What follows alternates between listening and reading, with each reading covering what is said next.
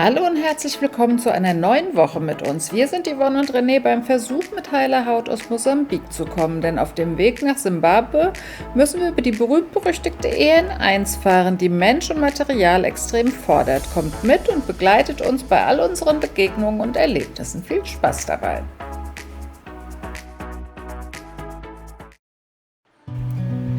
Eigentlich begann der Tag wunderschön. Schönen guten Morgen. Jetzt sind wir ja hier im Buffalo Camp auf unserem Weg nach Simbabwe und haben hier Pause gemacht und wurden von unseren holländischen Nachbarn, die heute wieder unsere holländischen Nachbarn sind, eingeladen, bei denen im Haus, das sie sich gemietet haben, zu duschen. Und das zeige ich euch jetzt einfach mal. Ich nehme euch mal mit. Das ist ja die Anlage mit dem Pool. Hinten dran sind überall, es sieht eigentlich von außen aus wie Zelte. Hier wird das heiße Wasser angeheizt. Das gibt es hier nicht aus der Leitung, sondern es wird ein bisschen Holz drunter gelegt und dann wird der Kessel oben drüber erhitzt und dann darüber geleitet.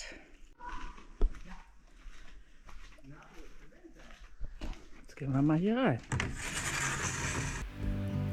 Hier bekommt ihr mal einen kleinen Eindruck, wie man hier übernachten kann. Bei uns heißt das bestimmt heute Glamping. Man hat ein festes Bett und ein separates Bad, wenn auch der Wasserdruck etwas zu wünschen übrig lässt.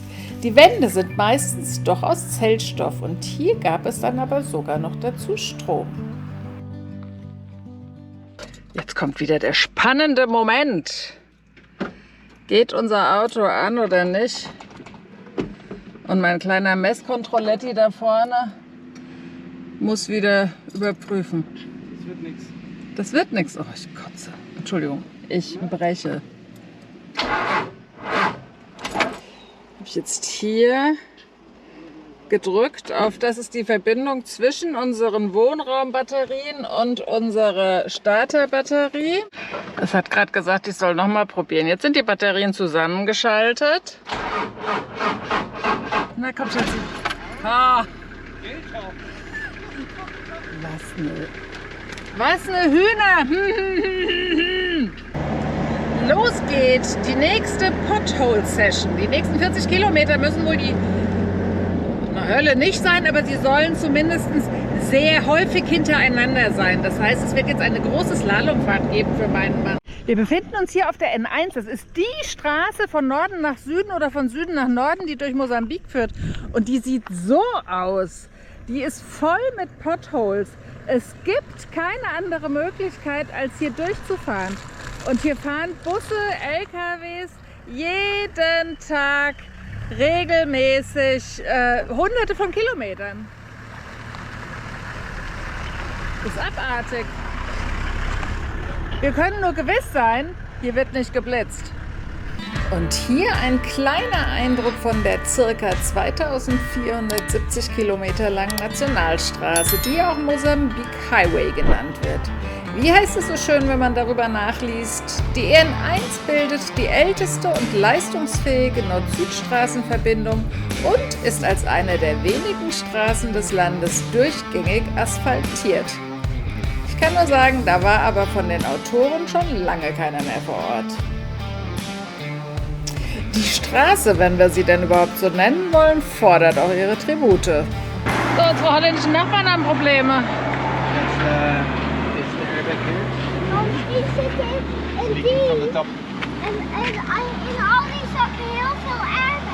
Ja. Was ist los? Die Luftfederung vom Fahrerhaus ist geplatzt, kaputt. Die Luftfederung. Ja, das ist nicht auch eine Feder gelagert, sondern mit der Luftfeder zusätzlich. Und jetzt liegt halt das Fahrerhaus hier auch. Blödes Geräusch. Ich probiere das gar nicht zu setzen. Jetzt wird hier richtig ordentlich abgesperrt. So. Was habt ihr jetzt vor? Wir wollen halt einen kleinen Abstandshalter bauen, den könnten wir aus dem Gummi hier bauen, aus Gummi oder Holz. Yeah, let's try it first with a piece of wood or just maybe a stick of wood out of the bush. That also will be fine, I think. Attention the snakes. My dear? I have snake boots on. Okay. Ah, ja. Sandalen. Oh, it looks good. Now we have the same clearance like on the other side. Yeah. It's like new. Ready, everything's fine. Das ist au. Während die Reparatur am LKW recht schnell erledigt war, kam es auf der anderen Seite der Fahrzeuge zu einer beinahe Katastrophe. Der schwer beladene Transporter drohte umzukippen. Vorne links hatte er schon deutlich das Rad gelupft. Nur das beherzte Eingreifen von René und Anatol ermöglichte es, dem eindeutig unerfahrenen Fahrer aus der prekären Situation für dieses Mal unbeschadet herauszukommen. Aber da wird einfach nochmal überholt. Denn auch das muss man sagen, so viel Hilfsbereitschaft, wie wir oft erfahren, das wird untereinander eher nicht angeboten. Dazu scheint das zu viel Alltag zu sein. Für uns geht es nach erfolgreicher Schnellreparatur weiter durch immer tiefere und immer neue Schlaglöcher.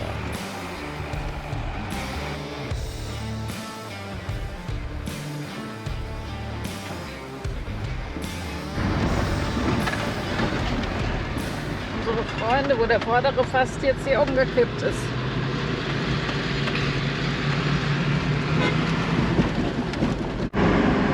Und da ist es jetzt wohl passiert, einem LKW, der ist umgekippt. Und hier? Genau das, was unserem Kollegen eben hätte auch fast passieren können, ist hier jetzt passiert. Hauptsache, es ist immer kein Menschenschaden dabei entstanden. Das ist ja immer das Allerwichtigste. Nein. Weil hier eine Verletzung will keiner haben, bis du hier irgendwo in der nächsten Versorgungsstation bist. Da bist du aber, ich sag mal, nicht innerhalb der nächsten 24 Stunden.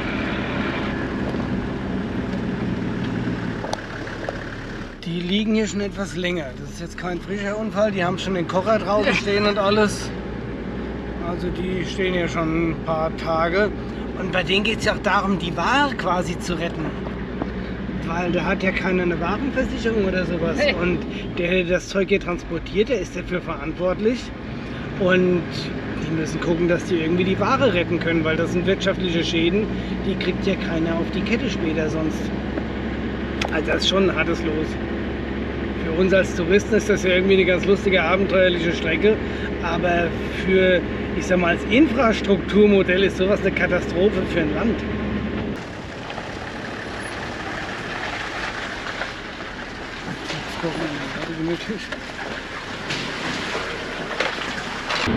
Ich weiß gar nicht, ob man das eben sehen konnte, aber die Jungs saßen gemütlich unter ihrem Sattelauflieger und haben da unten gekocht und sich was zu essen gemacht. Das müssen wir aber, glaube ich, auch bald mal machen. Romantische Frühstückspause neben der Straße. Ich nutze mal den Moment, dass kein LKW gerade vorbeifährt. Aber so seht ihr, wie man auch immer wieder, wie wir immer wieder Pause machen. Und der Lüfter, eines der wichtigsten Anschaffungsteile, die wir überhaupt getätigt haben. In Südafrika war das. Ne, in Namibia haben wir die gekauft. In Tsumeb. Die sind sehr viel im Einsatz. Es wird jetzt immer heißer, immer schwüler. Mittlerweile sind wir bei 90% Luftfeuchtigkeit angekommen. Und es sind jetzt 34 Grad. Es ist ja gar nicht, dass es so heiß ist, aber es ist die Luftfeuchtigkeit, die einen echt platt macht. Denn René hat heute Morgen gestrandeten LKW-Fahrern, die nach was zu essen gefragt haben, ein Stück von unserem frisch gebackenen Brot abgeschnitten. Das hatten wir noch gar nicht angeschnitten und wussten nicht, wie es innen drin aussieht. Es ist ja eh von Haus aus schon dunkel, mit Walnüssen aber noch dunkler. Der wird gedacht haben, dass wir ihn vergiften wollen, weil da ist hier noch so ein dunkles, komisches Brot mit so komischen Flecken da drin. Uns schmeckt es ja extremst lecker, aber die essen hier halt alle. Sehr leckeres, muss man sagen, aber es ist halt nur Weißbrot. Die kennen so dunkles Brot gar nicht. Von unseren holländischen Nachbarn ist ja weit und breit nichts zu sehen, aber wir gehen jetzt mal davon aus, dass trotzdem nichts ist, dass sie einfach nur langsamer an den Potholes sind und wir fahren jetzt mal weiter. Gut, wir haben jetzt bestimmt ja noch eine halbe Stunde Pause gemacht. Eigentlich in der Zeit hätten wir schon... Na, die sind viel langsamer. Da ist das Rote Kreuz.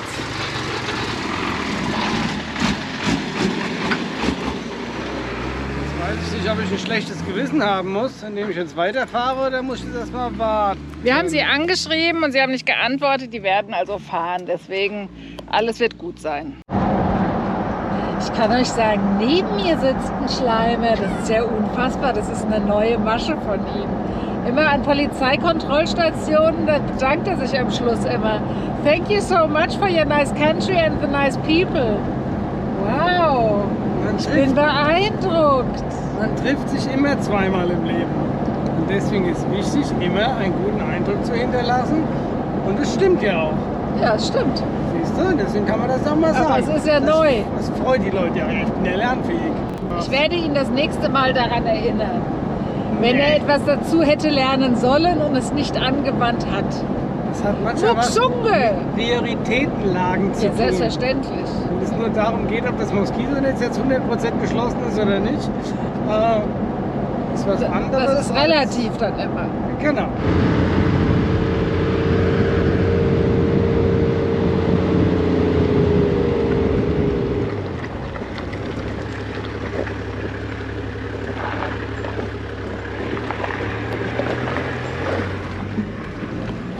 Es wird immer tropischer, es ist total faszinierend und mein Mann fährt langsam, aber sicher auch immer temperamentvoller.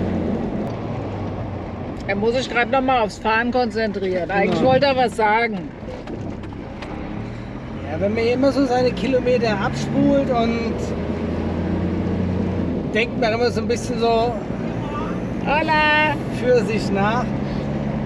So diese Unterschiede einfach hier zwischen Afrika und zu Hause. Man kann das gar nicht wirklich in muss Worte bestimmt näher. fassen. Es ist eine ganz andere Welt, in der wir uns hier immer bewegen, und es ist auch für uns immer wieder eigenwillig und ja, surreal. Jetzt zum Beispiel die ganze Zeit sind hier immer am Straßenrand, sieht man große Haufen mit großen Steinen so aufgeschüttet. Und nebendran sieht man dann einen großen Haufen mit kleinen Steinen. Und in der Regel sitzt dazwischen eine Frau mit einem kleinen Handhämmerchen, so ein 500 Gramm Hämmerchen, nicht hier Riesengerät, und hämmert die ganze Zeit auf die großen Steine ein und macht Schotter daraus. Das ist für uns in Europa unvorstellbar.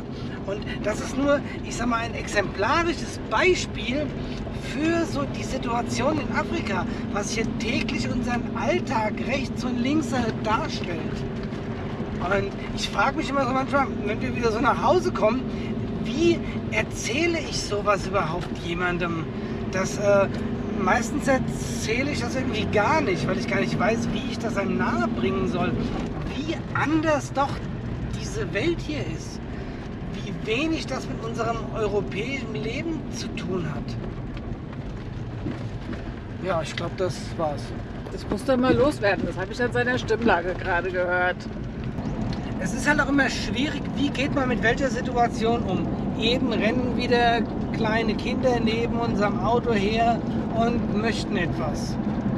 Klar haben wir auch Bonbons und ein paar Lollis im Auto. Nur wann gibt man nicht? Gibt man was, fördert das natürlich, ich sag mal, die Bettelei. Und ist das gut oder schlecht, kann man auch wieder drüber nachdenken. Eigentlich ist es nicht gut, unserer Meinung nach. Aber so hat man laufend Situationen, wie gehe ich damit um? Vorhin fragt uns ein liegen gebliebener LKW-Fahrer nach was zu essen. Und man muss immer erst die Situation erfassen. Erstmal steht ja ein Mensch auf der Straße, blockiert einen wie so ein bisschen in seinem Vorwärtskommen und zeigt auf seinen hungrigen Bauch. Ist etwas, was wir mehr oder weniger täglich hier erleben. Jetzt ist ja nur die Frage, ist das nur eine Masche, um uns vermeintlich reiche Touristen denen etwas abzuschnorren? Selbst das wäre legitim, dieser Gedanke, aber das ist etwas, was wir nicht unterstützen möchten. Oder hat die betreffende Person wirklich irgendwie ein Problem gerade und Hunger? Und das ist unglaublich schwer, das so in so kurzen Momenten, die man dafür eigentlich nur Zeit hat, das richtig zu erfassen. Vorhin war es jetzt die betreffende Person, die danach gefragt hat. Als wir weitergefahren sind, sehe ich im Rückspiegel, da steht der LKW, einer liegt unter dem LKW und repariert gerade.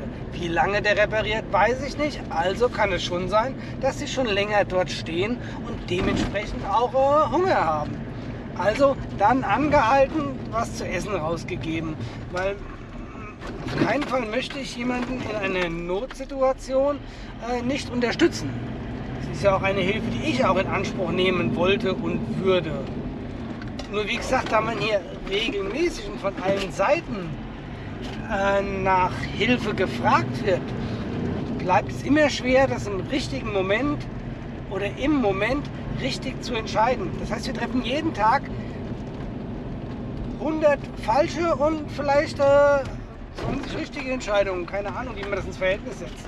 Aber wir treffen den ganzen Tag irgendwelche Entscheidungen und wissen nie, ist sie in dem Moment gerade richtig oder gerade falsch. Ihr merkt, wie aufwühlend das immer wieder ist. Und das, obwohl wir ja schon so lange in Afrika unterwegs sind. Und das Thema wird man nicht nur auf diesen Kontinent beschränken können.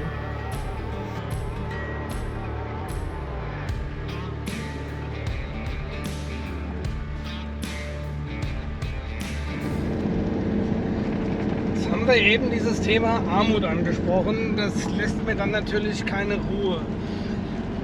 Diese Frage, was ist Armut? Wann ist man arm? Wann ist der Mensch arm? Ich glaube, realistische Armut ist ganz gut mit der Maslow'schen Bedürfnispyramide irgendwie vielleicht zusammenhängend zu betrachten. Die Bedürfnispyramide nach Maslow hat sich damit beschäftigt, was sind die elementaren Grundbedürfnisse des Menschen.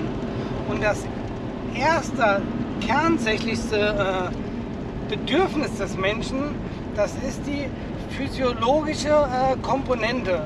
Das heißt, habe ich Essen, Trinken, Gesundheit, mit diesen Themen beschäftigt sich das. Das heißt, wenn das nicht erfüllt ist, dann würde ich sagen, ja, dann leide ich an Armut. Das nächste große Bedürfnis des Menschen ist das Thema Sicherheit. Und ich glaube auch, dass jeder Mensch, der nicht in Sicherheit lebt, auch eine Form von Armut erleidet. Und ich glaube, das sind so mit zwei der größten Kerndinge, mit denen man sich diesbezüglich vielleicht beschäftigen sollte. Menschen, die nicht sicher leben, möchten woanders leben. Völlig nachvollziehbar. Ich möchte auch in Sicherheit mich bewegen und leben dürfen. Genauso möchte ich Essen, Trinken, Nahrung und Gesundheit haben. Und ich glaube, damit ist so, also für mich, meine Meinung, wer diese zwei Dinge nicht hat, der ist in meinen Augen, ja, da würde ich sagen, trifft Armut zu. Alle anderen Formen von Armut, über die wir uns teilweise unterhalten wollen, ist, glaube ich, nicht so relevant. Das ist auch sehr gewagt. Ja. Ja, gewagt sind diese Äußerungen aber ich glaube, so würde ich das für mich mal versuchen, in ein paar wenigen Worten so zusammenzufassen. Man muss ja ganz klar sagen, es ändert sich die Landschaft wieder, es kommen viel mehr Flussüberfahrten. Jetzt kommen wir über den Butzi. Oh, der ist gar nicht so klein hier.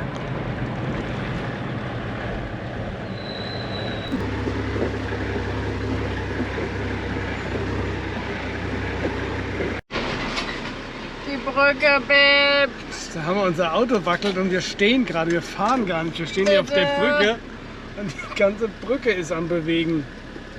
Das ist schon recht interessant. Nein, das ist spooky, wir fahren weiter. Genau. Schrecklich.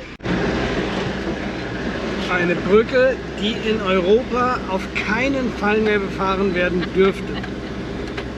Wir sind auch nicht in Europa, jetzt vergleicht das nicht immer so. Würde jedes Ingenieurbüro diese Brücke stilllegen. Aber wie eben schon gesagt, wir sind ja nicht in Europa und schon bald biegen wir von der berüchtigten EN1 nach Westen ab, um unsere Chancen, Simbabwe noch lebend zu erreichen, zu wahren. Es soll eine Umfahrung der Hauptroute geben und diese wollen wir nehmen. Also Luftdruck runter und ab geht es. Wir tauchen immer tiefer in eine andere Welt ab. Die Farben werden intensiver, die Dörfer wieder ursprünglicher, die Menschen zurückhaltender. Denn Tourismus ist in dieser Ecke noch ein Fremdwort. Es gibt hier einen Kreisel, und da wird gekocht. Monatchen. Hier geht es auch nach Espungabera, aber da wollen wir ja nicht hin. Da wollten wir hin. Da wollten wir. Riecht das lecker. Wenn ihr das nur riechen könntet. Hier riecht es total lecker nach Erdnüssen hier draußen. Aber wir fahren ja jetzt hier nach rechts in die Berge. Das ist total faszinierend. guckt mal, ich hoffe, ihr könnt das sehen. Da hinten sind jetzt plötzlich ganz hohe Berge. Eben tauchten sie aus dem Nichts auf. Jetzt flutscht sie aber auf die letzten Kilometer. Und 5. Gang. Den gibt es sehr selten.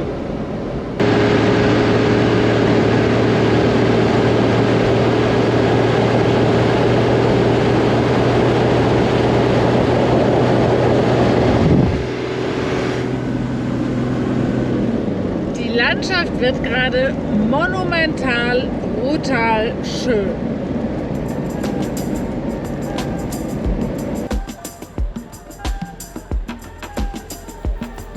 Auf dem Weg zu unserem Nachtplatz kommen wir durch ein Dorf und erleben eine Situation, die mir auch jetzt beim Schneiden des Films wie auch damals richtig Pipi in die Augen treibt.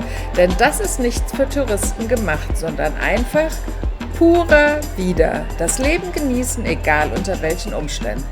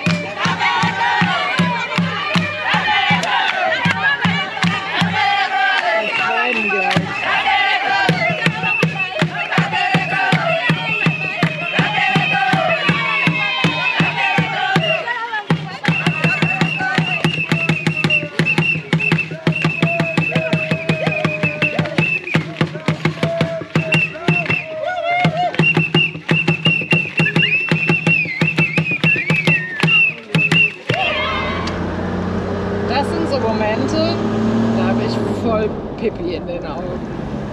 Das ist so unfassbar schön, weil das einfach das pure Leben hier ist. Boah, war das schön. Riesiger Bambus und das geht bergauf!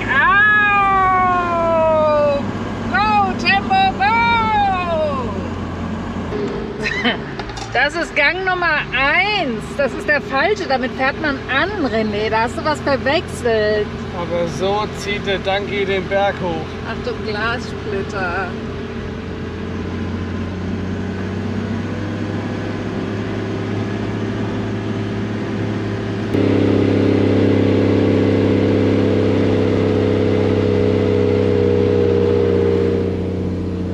Eigentlich wollte ich gar nicht mehr filmen heute, aber ich krieg den Mund gar nicht mehr zu hier. Und das nächste, ich muss immer gucken, weil hier gibt es meine großen grauen Freunde scheinbar. Aber diese Schirmakazien an, sind die nicht sensationell? Jetzt klettern wir zum Schluss nochmal hier in den Urwald rein.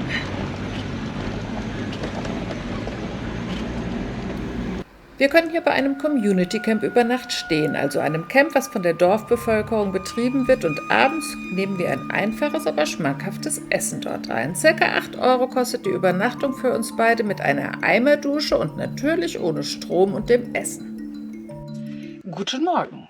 Unsere erste Nacht im Dschungel. Es ist dunkel um uns herum. Wir haben kein Licht für unsere Photovoltaikanlage und wir versuchen jetzt einmal unser Auto wieder zu starten. Mal gucken, wie es heute läuft. Das Easy. klang doch gut, aber schon zusammen mit unserer Wohnraumbatterie geschaltet.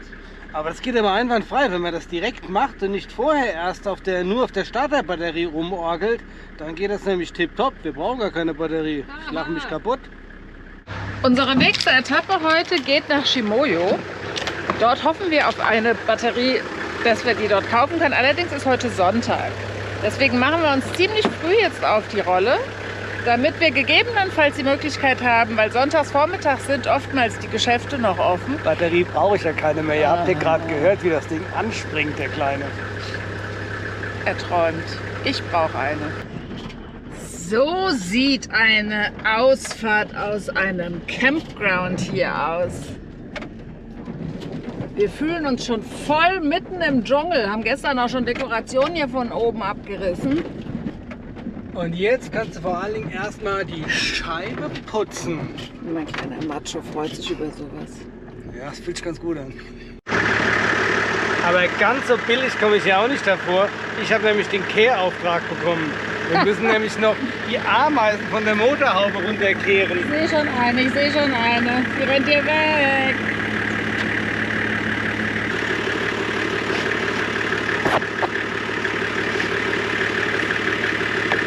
So, fertig. Die geht ganz schön rabiat mit unseren Scheibenwischern um.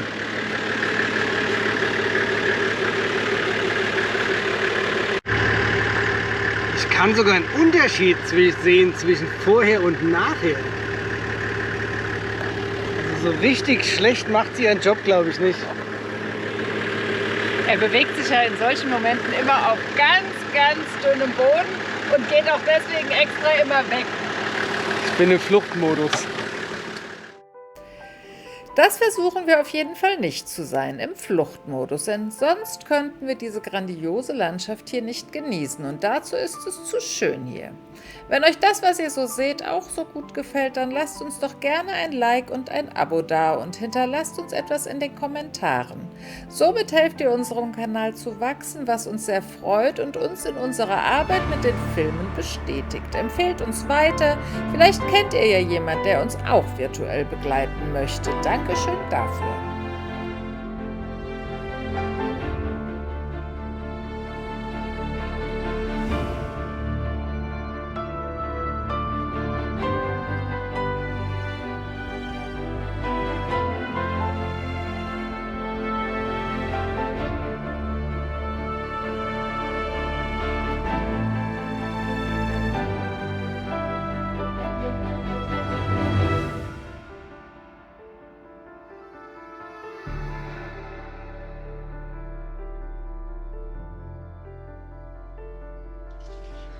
Jetzt müssen wir mal gemeinsam eine kleine Recherche machen. Ich frage mich schon die ganze Zeit, hier stehen immer Schilder, was die eigentlich bedeuten. Aber bevor wir aus dem Auto raussteigen, erst gucken nach Schlangen. Keine Schlange da, also können wir weitergehen. So, hier ist das Schild, was ich schon öfters gesehen habe, mich die ganze Zeit beschäftigt hat. Das habe ich endlich mal angehalten, mir das mal genauer anzugucken. Und meine Schlussfolgerung ist, hier in der Mitte ist die Straße gemeint. 15 Meter rechts und links der Straße darf man keine Marktstände bauen und keine Häuser bauen. Und nach 15 Meter kann man bauen, wie man will. Das zum Thema Baurecht hier. Also es scheint relativ simpel und verständlich zu sein. Wow, wir kommen jetzt auf eine Prachtstraße. Wir nähern uns Chimoio. Das ist immerhin die 5. Stadt Mosambiks. Sie soll nicht so ganz attraktiv sein, aber es ist für uns die letzte Möglichkeit, nach einer Batterie hier im Land zu gucken. Das haben wir jetzt vor, auch wenn Sonntagvormittag ist.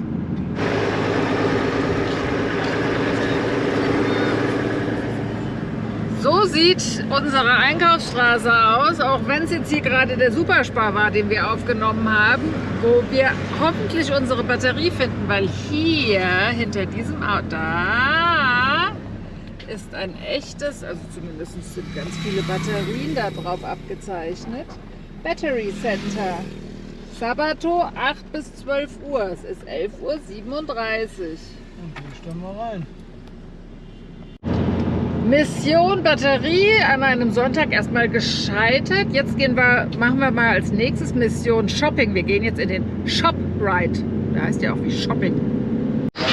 Ich bin begeistert. Hier gibt es einen richtigen Supermarkt. Wo geht denn der hin? Warum macht denn der das? Ist doch Linksverkehr hier. Ach, ist das schön. Ein Supermarkt.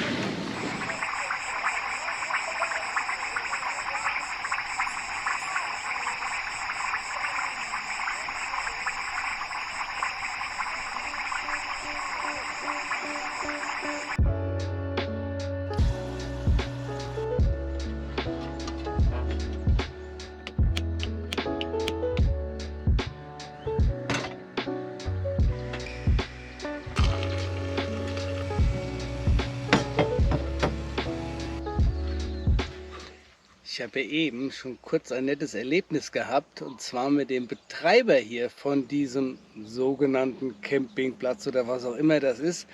Der spricht auf jeden Fall Deutsch. Das ist nämlich auch einer, es gab relativ viele Mosambiken, die in die DDR gekommen sind in einem Austauschprogramm damals.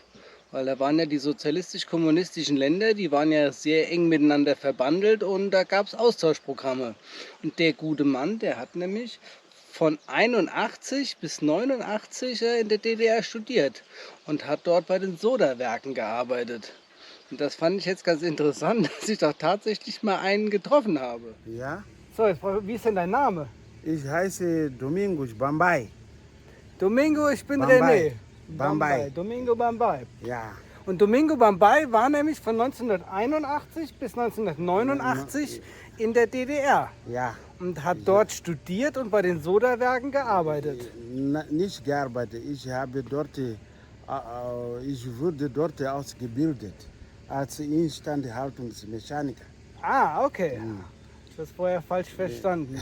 Ich war an der Schule, ehemalige Schule der Freundschaft in Stassfurt. Straßburg. Ja. Okay. Und die Berufsbildung an der Sodawerk Bernburg. Ja. Ja.